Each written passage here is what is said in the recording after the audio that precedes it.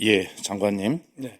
예, 오전에 제가 질의했던 국민께 드리는 호소문, 저는 다시 한번 말씀드리지만 이것은 장관이 의도했든 안 했든 간에 결과적으로 내용은 비상계엄 옹호문이다 이렇게 규정을 합니다. 윤석열이 비상계엄을 했던 이유 중 하나로 이야기한 야당에 의한 예산 삭감에 대해서 질문해 보겠습니다. 문체부가 제출했던 예산액 중에서 국회 심사 과정을 통해서 삭감된 금액이 어느 정도입니까? 저희들 경우는 그렇게 크지 않습니다. 528억 정도 됩니다.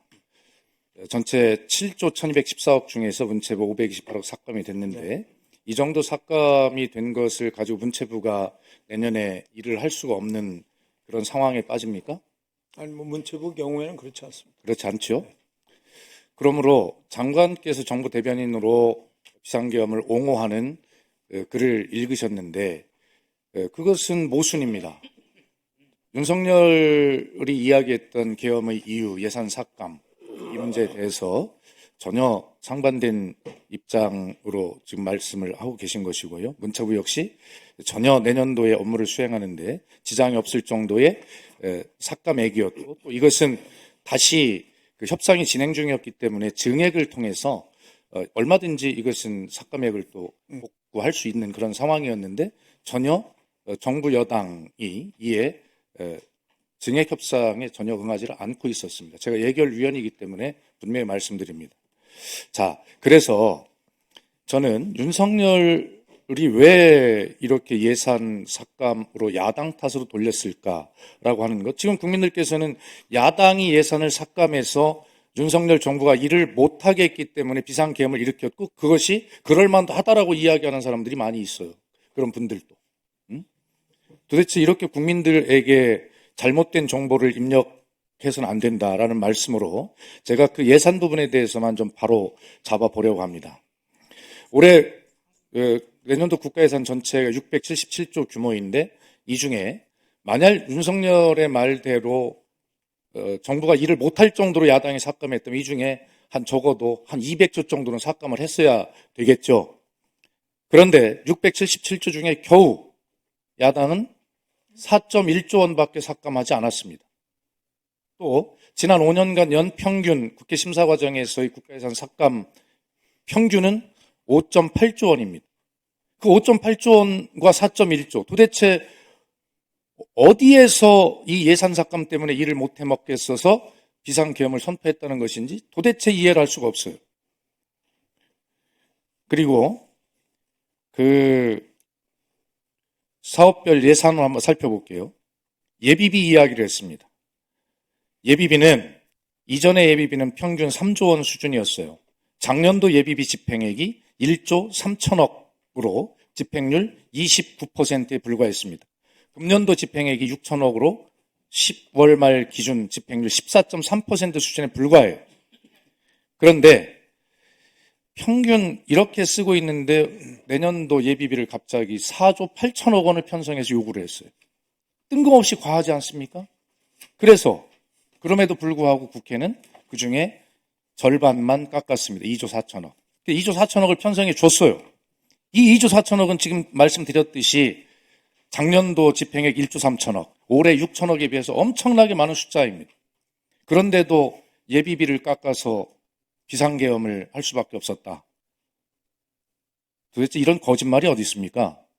그 다음에 국고채 이자 비용을 근거 없이 깎았다고 이야기를 했어요. 현실을 모르는 소리입니다. 내년 발행 예정인 국고채의 평균 조달 금리를 최근 시장금리 실적치를 감안해서 3%, 정부는 3.4%였습니다만 현실화하면서 5천억 원 정도를 삭감한 것입니다. 더군다나 내년에 두세 차례의 기준금리 인하가 예상되기 때문에 국고채 이자가 부족해질 일은 전혀 발생하지 않을 것입니다. 이것도 거짓말입니다. 두 번째, 그 다음에 민생 경제사업 예산을 대폭 삭감했다고 주장하는 이 또한 완벽한 거짓말입니다. 자, 주장한 예산을 살펴볼까요? 청년 도약 계좌 260억 원 삭감했습니다. 그런데 이 삭감 이유는 최근 2년간 실집행률이 저조했고 예상 실적에 대한 과다 추계로 불용이 예상되기 때문에 을 야당이 혼자 했냐? 전혀 그렇지 않습니다.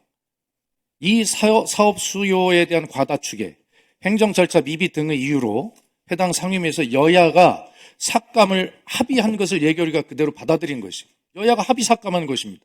어떻게 야당이 단독으로 삭감했다는 거짓말을 할 수가 있는가요? 청년 일 경험 지원 46억 삭감인데 이것은 타 사업과 중복이 되고 과도한 해외 인턴형 지원이 2배로 증가했기 때문에 이 역시 여야 합의로 삭감한 것입니다.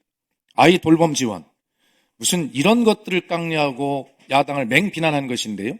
384억 원 삭감 맞습니다. 그런데 이것도 따져보니 아이 돌봄이 인력 부족으로 예산 집행에 차질이 우려되기 때문에 여야가 합의해서 삭감한 것입니다.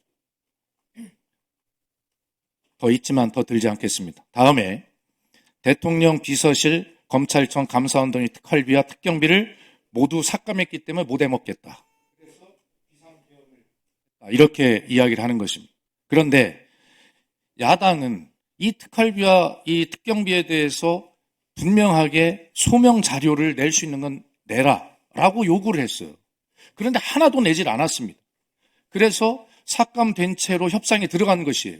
삭감이 완료된 것도 아닙니다. 협상이 남아 있었기 때문에.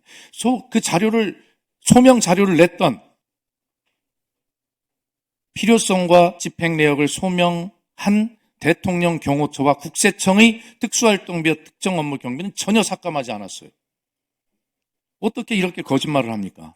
그리고 마지막으로 하나만 더 드리겠습니다. 윤석열이 원전 생태계 지원 예산을 삭감하고 체코 원전 수출 지원 예산은 무려 90%를 깎아버렸다. 이렇게 직접 이야기를 했어요. 그런데 산자위에서 국회의원이 질문합니다. 안덕근 산업부 장관에게 이 말이 사실이냐? 그러니까 장관이 뭐라고 답변한지 아십니까? 사실이 아닙니다. 라고 이렇게 답변했습니다. 한 푼도 깎은 것이 없지요? 이렇게 물었어요. 맞습니다. 이렇게 답변했어요. 장관이. 누가 대통령에게 이런 거짓 정보를 거짓말을 하도록 거짓 정보를 입력해서 비상계엄까지 이르게 했는지 저는 우리 유인촌 장관도 국무위원회 한 사람이기 때문에 정말 이런 거 책임져야 된다고 생각해요.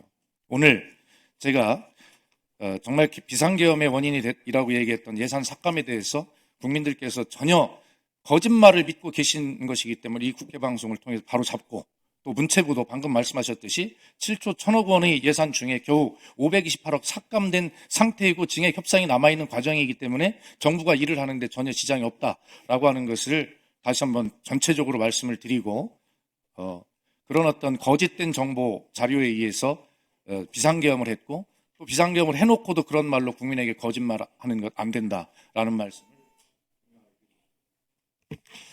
예, 수고하셨습니다. 다음은 김재원 위원님 질의해 주시기 바랍니다.